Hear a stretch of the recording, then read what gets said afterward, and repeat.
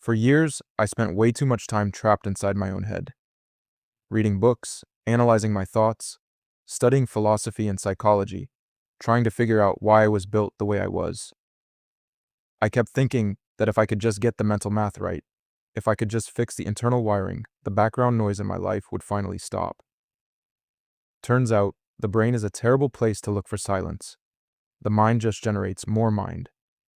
It wasn't sitting in a quiet room or reading another book that taught me how to actually get out of my head. I learned it with grease under my fingernails, holding a wrench, working on heavy equipment. When you're crammed inside an engine bay or down in the dirt trying to figure out why a hydraulic system is dead, or laying down a weld where one lapse in concentration ruins the whole pass, you realize something pretty fast. The machine doesn't care about your stories. It doesn't care about your mood, your past, your spiritual theories, or what kind of day you're having.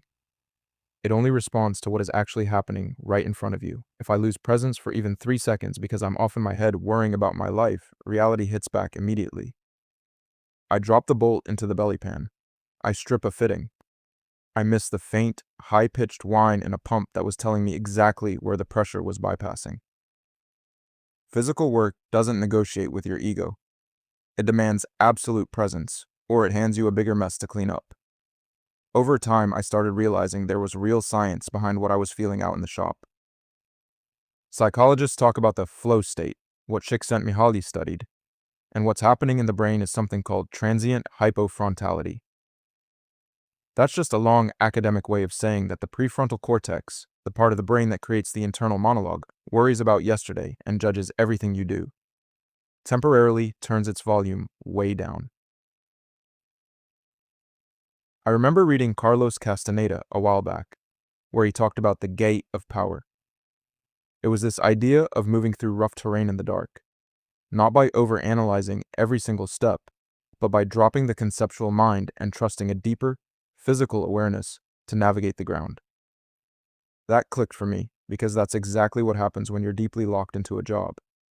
You aren't thinking about fixing the equipment. The narrator in your head steps out of the room. There's just the tension in your hands, the sound of the diesel and the metal. You disappear into what you're doing.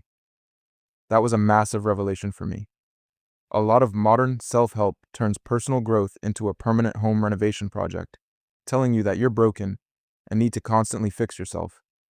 But staring at your own problems usually just makes you an expert in your own noise. Working on equipment taught me an unpretentious, real-world way to quiet the mind. The machine became my mirror. If I approached a diagnostic problem with frustration or an impatient, distracted head, I'd fight the metal all day long. But when I slowed down, shut up the internal commentary, and actually listened to what the machine was telling me, the fix was usually right there. You don't need a mountaintop or a complex spiritual system to find peace. Sometimes you just need something real in your hands that forces you to be completely where your feet are. For me, true awareness wasn't found in escaping the world. It was found in getting so involved in the work right in front of me that I forgot to keep playing the character in my head. And if you've ever been locked into a hard day's work and felt that sudden, quiet relief, I bet you know exactly what I'm talking about. For years, I spent way too much time trapped inside my own head.